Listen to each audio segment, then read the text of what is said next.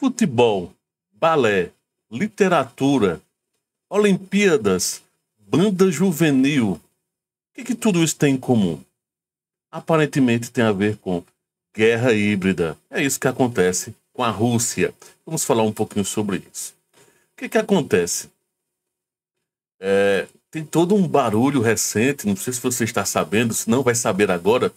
Tem uma banda na realidade é uma dupla barra única cantora chamada Betsy, que canta com uma outra menina, pelo menos numa música específica, uma música chamada Sigma Boy. Eu não vou poder colocar a música aqui porque questão de direitos autorais, tá? Mas depois procura Sigma, S-I-G-M-A, Boy, né? B-O-Y, né? Um garoto Sigma, algo do tipo, na tradução. E tem causado um alvoroço. Eu fiquei sem entender na hora. Eu pensei que era mais uma das maluquices que alguns ucranianos fazem, né?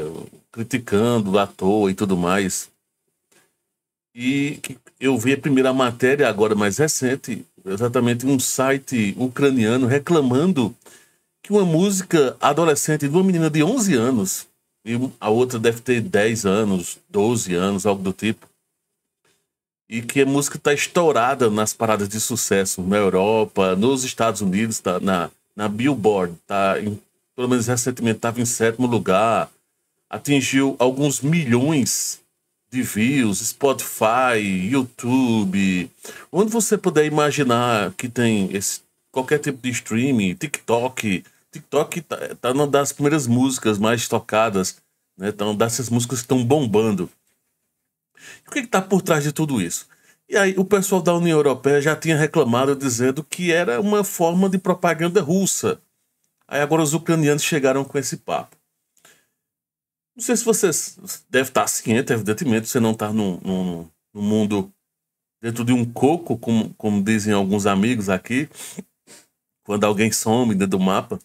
Mas você deve estar ciente do que está acontecendo com a USAID, né? Os AID, como chamam às vezes. Essa empresa estatal, que patrocinava um monte de gente por aí com ideologias woke, com toda essa questão, né, ligada mais os ideais democratas, e que investia pesadamente bilhões de dólares pelo mundo afora, inclusive na Ucrânia, bancando vários meios de comunicação, né, vários comunicadores, tudo que você possa imaginar.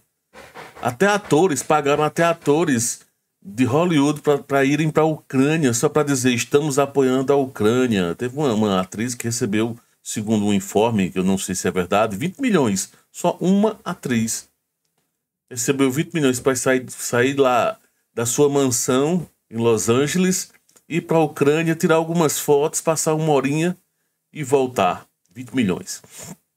Mas o fato é que esse tipo de guerra híbrida, né, que faz parte já há muitos anos, e que vários países utilizam, falam muito da Rússia, que a Rússia utiliza. E aí a USAID é uma prova muito concreta de que várias outras entidades, inclusive a CIA, utilizavam esse mecanismo dentro, né, dessa estrutura, usava esse mecanismo para apoiar de alguma forma regimes. Eu não sei até que ponto apoiando no sentido de interferência, pode não ter sido com esse programa exatamente, mas esse com outros programas, que é para deixar o mínimo de rastro possível, sim contribuiu para que ajudasse a derrubar presidentes, que ajudou a derrubar ou até ascender presidentes pelos países afora. Fora os ideais. A música Sigma Boy, agora a banda russa, no caso é um grupo russo, né, que os ucranianos estão acusando de que é propaganda russa, aparentemente não tem nada demais, tá? A música em si não. Só que eles são russas. E essa é uma forma, segundo os ucranianos, de apresentar uma forma mais sutil sobre a Rússia. São só crianças, são russas, deixa elas tocarem. Deixa o idioma russo se espalhar, coisas desse tipo. Não deixa de ser verdade. Até que ponto, se de fato isso é verdade ou mentira, mas o fato é que Os russos fazem isso muito bem, e lógico, evidentemente, não só eles, né? Por exemplo, nas Olimpíadas, existe todo um contexto geopolítico e que, desde esse conflito que tem ocorrido entre Rússia e Ucrânia, né, a Rússia não participou da última Olimpíada do jeito que, né, já da anterior, com toda aquela bronca lá de doping, de todo um monte de confusões que teve, e já não participou mais, né? Mas é interessante que a Rússia, a antiga União Soviética, era uma grande potência nos esportes, né? Depois continuou como Rússia, né? Teve um ano nas Olimpíadas de Barcelona que foram como SEI, né? Era algo do tipo, como comunidades independentes, era algo desse tipo. A tradução literal do que era a sigla, eu não lembro agora, mas eu lembro que em 92, eu não sou tão antigo assim, mas eu era criança e lembro, né, dessa Olimpíada, que foi mesmo no período da queda da União Soviética, e aí para os países continuarem, ainda foram como um selecionado de países. Aí foi chamado de SEI, né? Mesmo naquele ano ainda foi bem, né? Depois, posteriores, se fragmentou, toda aquela questão, enfim. Mas durante muitos anos, as Olimpíadas foi e ainda não deixa de ser, tá? Propaganda para vários países, né? Propagar o seu poderio. Tem sido sempre uma forma bem interessante de dizer, olha, nós somos poderosos. A Coreia do Norte é um exemplo, né? Levantamento de peso em alguns esportes assim que eles são muito bons, né? E há todo um barulho.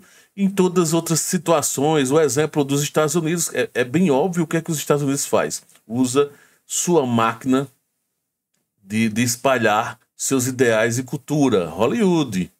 Então essa guerra híbrida não é uma invenção Putin. Apesar de ele utilizar muito bem essa guerra híbrida, os americanos já a utilizam há muitos anos, tá?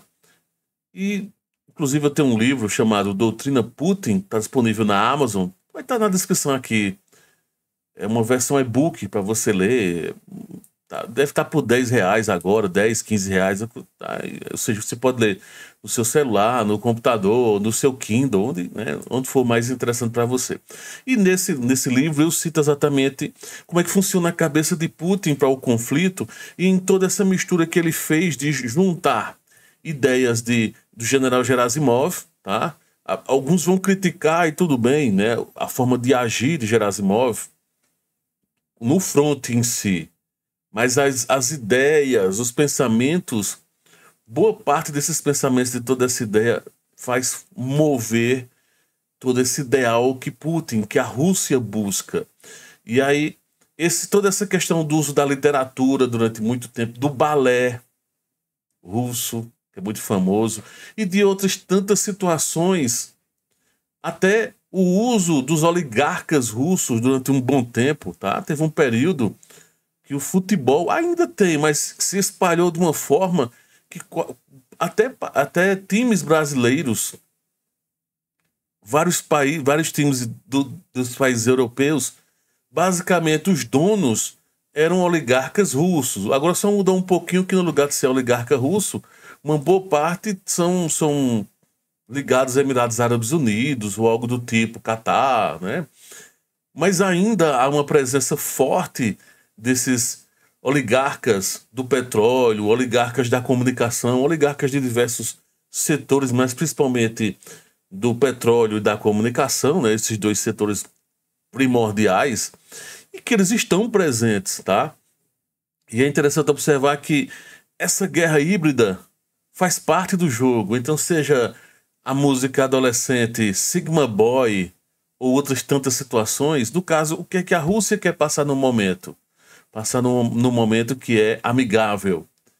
E aí, nada mais interessante do que utilizar uma adolescente de 11 anos, uma outra, aquele que de 10 ou 12 anos, algo do tipo, para mostrar, olha, o quão confiável é a Rússia. Não tem problema. Faz parte do jogo, tá? É isso que eu quero dizer. Sempre fique atento e observe. Desconfie tudo que tiver em sua volta, comunicações, notícias. Vão ter sempre filmes, músicas, situações das mais diversas que vão de forma direta ou indireta estar fazendo propaganda para uma determinada ideia, ideologia. Alguns fazem sem receber, não é esse caso. Mas eu falo que existe também muita maquinação.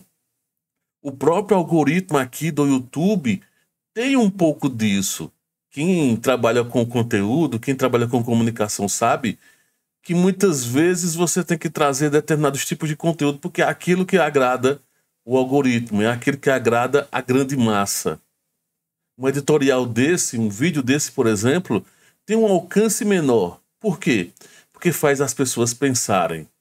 Mas faz parte do jogo. Mistura um pouquinho com outros conteúdos mais radicais, fazer a movimentação acontecer. Faz parte do jogo. E no caso, o algoritmo fazer isso não é à toa. Não é à toa que, por exemplo, quando fazemos determinados tipos de conteúdo, os anunciantes pagam mais por determinado tipo de conteúdo. Até isso existe, tá? Então, em todos os lugares que formos olhar, analisarmos, mesmo que de forma direta ou indireta, saiba que existe todo um jogo para você tentar ser direcionado para uma parte ou para outra. Hoje está mais difícil das pessoas serem manipuladas, né? Antigamente era bem mais comum. A TV, basicamente, se tinha 2 canais. No Brasil, durante muito tempo, basicamente, um canal era a voz, era a verdade, né? E que ao longo dos anos foi mudando isso. A internet ajudou a propagar tudo isso. Eu sou um pouco antigo, eu sou lá de, sei lá, eu tenho um blog desde 2008. E eu lembro já desde essa época que o algoritmo já tinha essa preferência para coisas, né, relacionadas a para não pensar, mas para gerar movimento, entretenimento. Tudo bem, faz parte do jogo. Mas sempre fique atento a isso, o que está acontecendo. E sempre procure consumir conteúdos diversos para você montar a sua própria opinião. Não existe verdade absoluta. Eu não sou o dono da verdade, nem outro youtuber ou blogueiro que você lê ou assiste. Chegue à sua própria conclusão. É isso que eu sempre busco aqui. Busco trazer minha verdade e você, no final das contas, filtrar, concordar de umas coisas, discordar de outra e tá tudo bem. E cuidado com essa guerra híbrida que existe no mundo da internet. No mundo da comunicação, melhor dizendo. Beleza? Valeu, grande abraço. Até amanhã no próximo editorial.